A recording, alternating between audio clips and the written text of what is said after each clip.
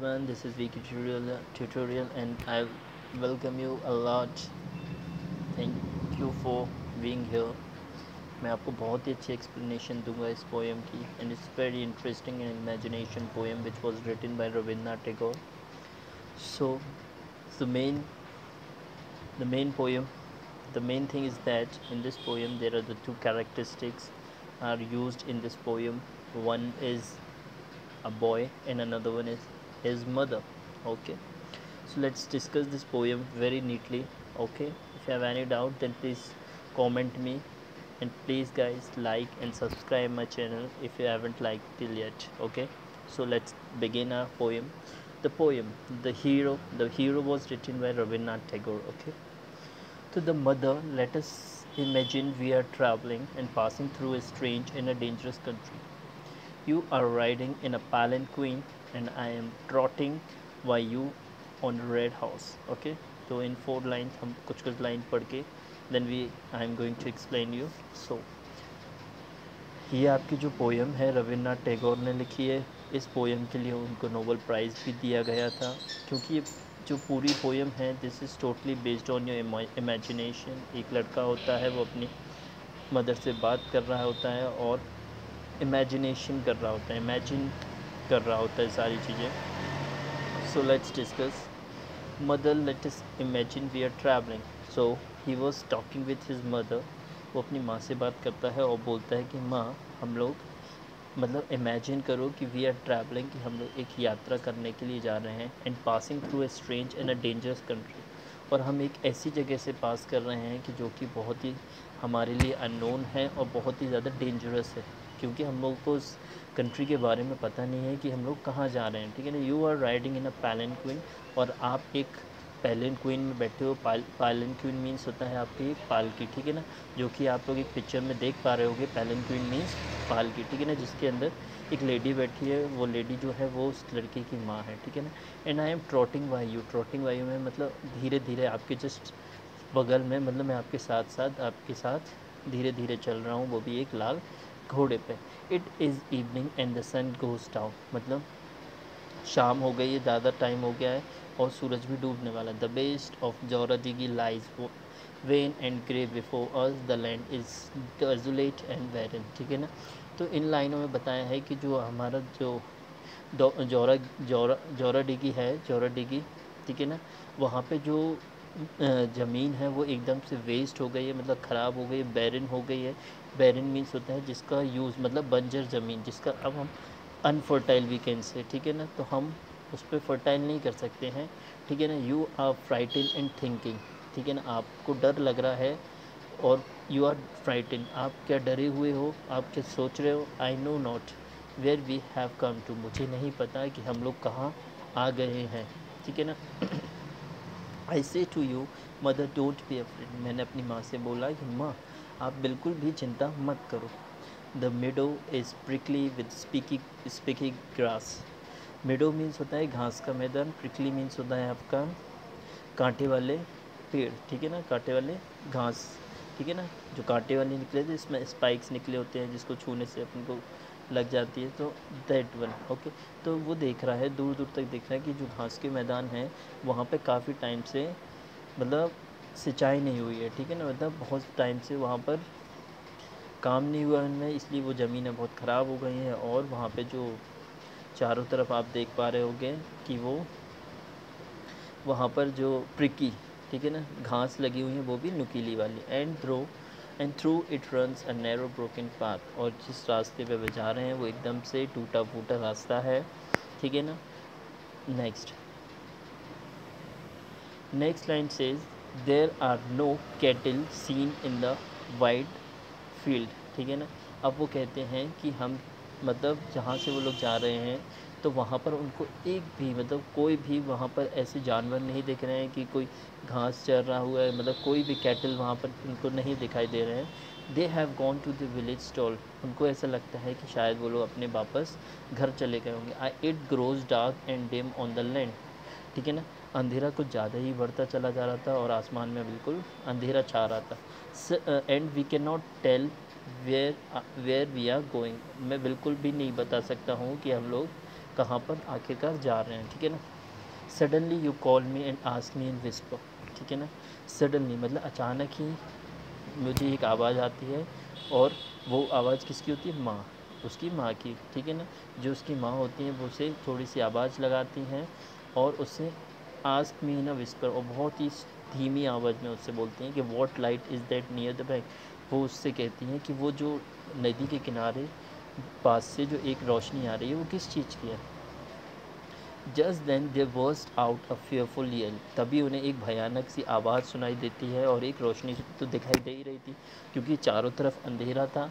तो उस अंधेरे में उनको वो जो लाइट थी वो बहुत ही आसानी से दिख गई थी। तो उनकी माँ उस लड़के को विस्परिंग वे में बोलती हैं कि देखो कि वहाँ पर कोई है शायद, ठीक है। तभी उन्हें चिल्लाने की आवाज़ आती है।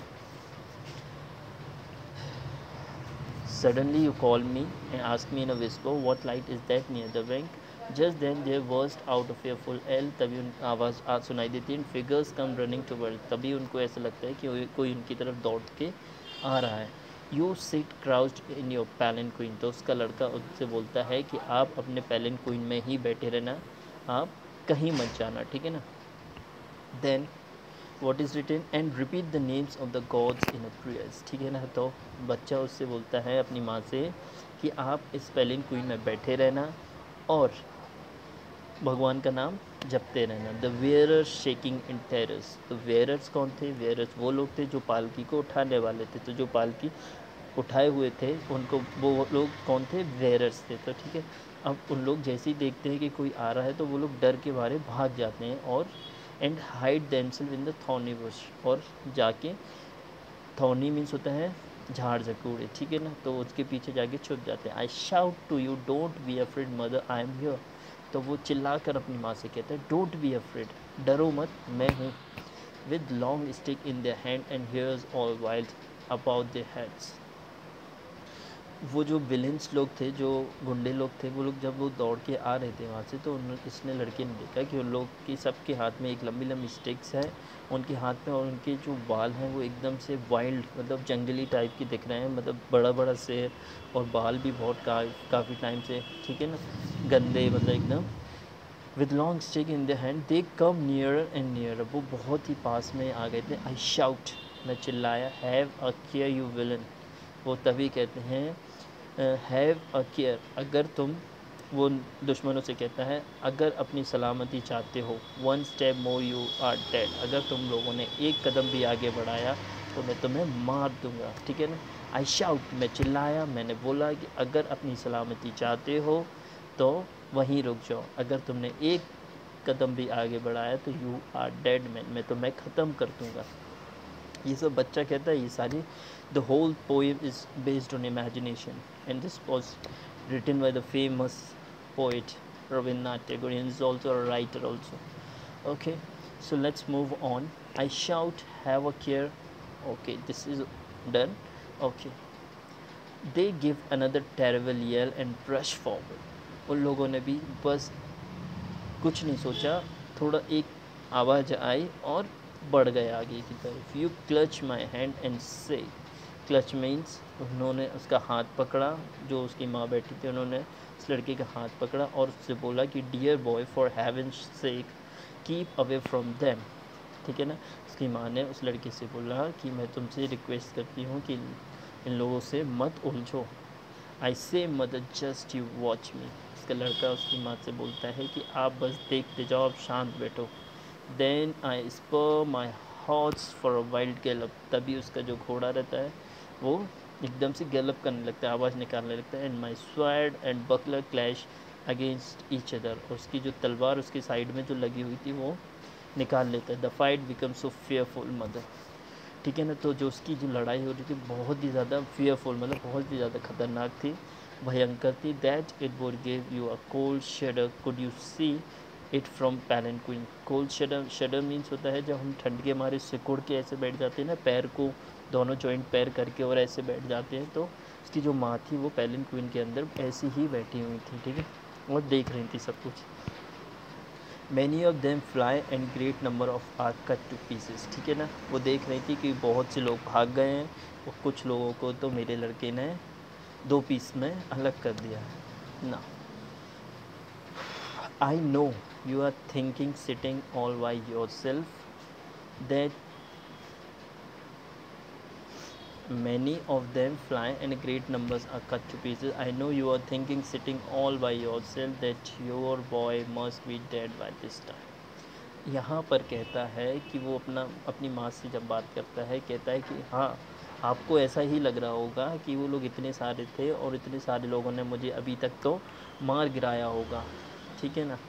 But I come to you all stain with blood, लेकिन मैंने सबको क्या किया, मार गिराया है। एंड से mother the fight is over now, वो अपनी माँ से कहता है और अब लड़ाई ख़त्म हो गई। You come out and kiss me and pressing me to your heart, वो कहता है कि आप अब बाहर आ सकते हो पैलिन क्वीन से और मुझे किस करो और मुझे प्रेस करो, ठीक है ना, मुझे क्या करो, प्रेस करो, क्योंकि उसने बहुत ही अच्छा काम किया है, ठीक है ना। Now let's move on to the next page, wait a minute.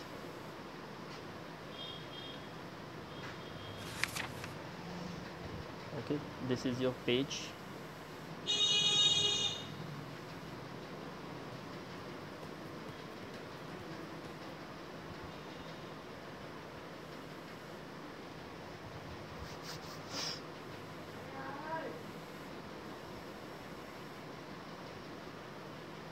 Now let's move on to the next page. And you say to yourself, I don't know what I should do if I hadn't my boy to escort me. वो कहती हैं कि आज भगवान का लाख लाख शुक्र है कि उन्होंने, मतलब अगर आज मेरा लड़का मेरे साथ ना होता तो मैं शायद ज़िंदा नहीं बच पाती, ठीक है ना। And 1000 useless things happen day after, ठीक है ना। और बहुत सी ऐसी हज़ारों चीज़ हो जाती हैं एक दिन के अंदर कि जिसको हम इमेजिन भी नहीं कर सकते हैं। And why couldn't such a things come true by chance, और ऐसा होता है कि उन यूज़लेस थिंग्स में से कुछ ऐसी चीज़ें भी हो जाती हैं कि जो सच हो जाती हैं, जिसको हमको फेस करना पड़ता है। It would be a like story in a book, ये सिर्फ एक कहानी है इस बुक के लिए। My brother would say is it possible, उसका भाई उससे पूछता है क्या ये संभव है। I always thought he was a so delicate, तो वो हमेशा से सोचता है कि वो बहुत ही ज़्यादा डेलिकेट, उसका जो भाई।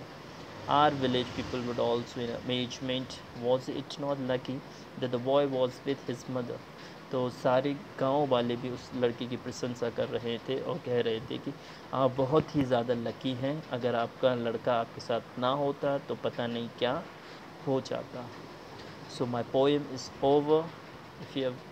If you are understood, then please like and subscribe my channel, guys, please.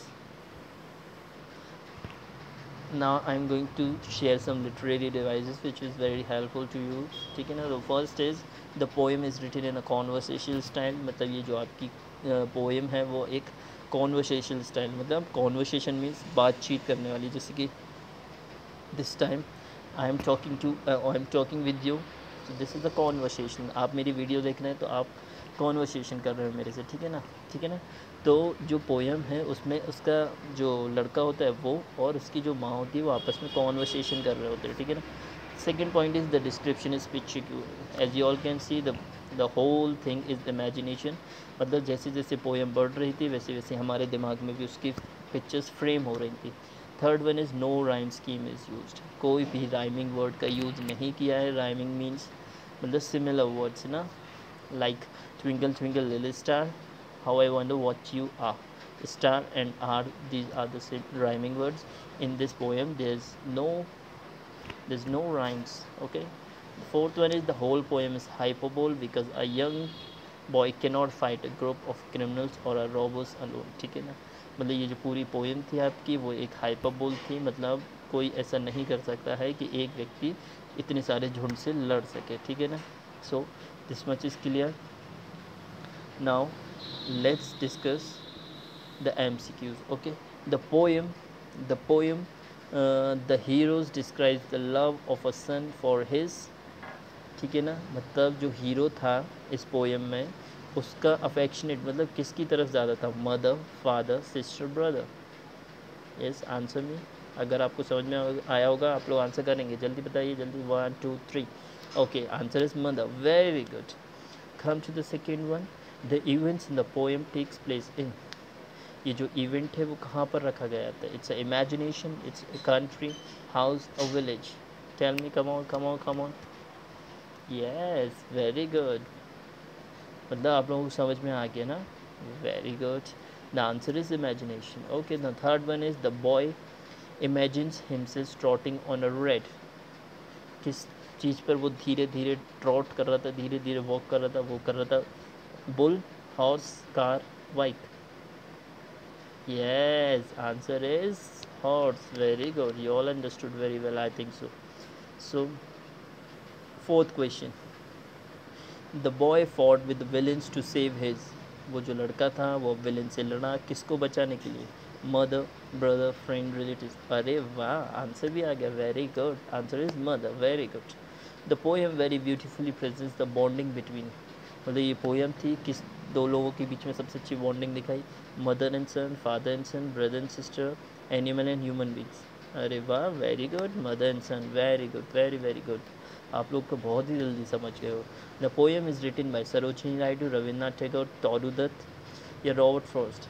Yes, very good. Answer is Rabindranath Tagore. So,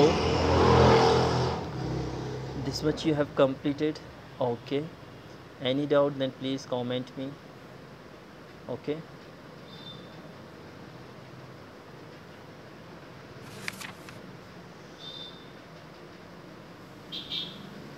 Now let's discuss this. Okay, there's nothing to discuss. Okay. So, once again, thank you to all for watching my video. If you like my video, then please like my video, subscribe and comment me if you have any doubt. अगर आपको कोई भी changement कराना है then please comment me. Okay, thank you and have a good day. Be safe. घर पर रहो, सुरक्षित रहो. Okay, very good.